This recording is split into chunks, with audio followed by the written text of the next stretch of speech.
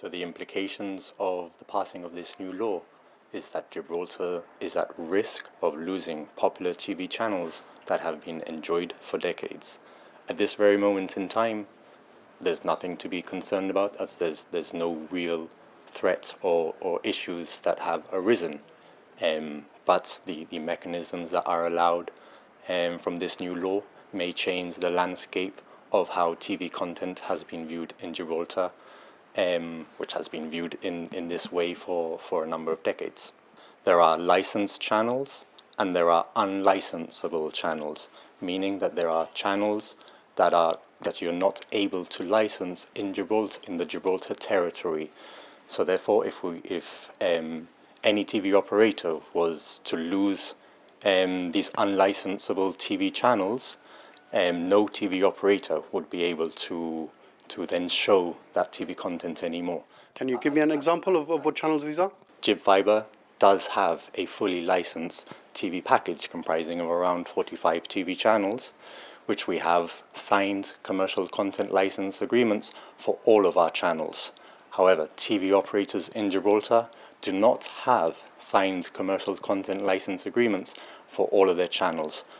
Popular channels, as an example, that are at risk of being lost are channels such as BBC, ITV, La Una, La Do, and Telecinco. You heard what Minister Sergio Bolsonaro had to say on Gibraltar today when we invited him to an interview. He said that providers in Gibraltar had been able to broadcast unlicensed content for many, many years, and that this legislation brings into line something that should have happened a long time ago but couldn't because of EU legislation.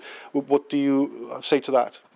So from our point of view, we are quite disappointed that the government has passed this new law without any consultation with GibSat, Gibfibre, or we believe indeed UMI. Access to these TV channels and this TV content, in my view, has become part of the fabric of our community and shaped our culture as Gibraltarians. Additionally, I reached out to the Chief Minister twice directly by email prior to the bill being passed in Parliament, advising of the potential implications to the community, to which on both occasions I did not receive a response. Therefore, to me, the fact that I did not receive a response from the Chief Minister, coupled with the lack of consultation, suggests to me that there's something really very odd beneath the surface of this new law. Another part of the Act, or the amendments to the Act, that might concern you is the one on mobile telephony. Tell us what your thoughts are on this. In my view, this new law has been passed to protect and enhance the bank balance of Gibtelecom. If we go back to recent history in the telecommunications sector, back to just 2013, Gibtelecom was offering ADSL broadband, which was an outdated broadband technology at the time, and they were charging customers £84 a month for 20 megabits. If we fast forward only just a few years, when Gibfibre entered the market with fiber to the home broadband technology, which was the most advanced technology at the time, we offered broadband services at far more competitive prices.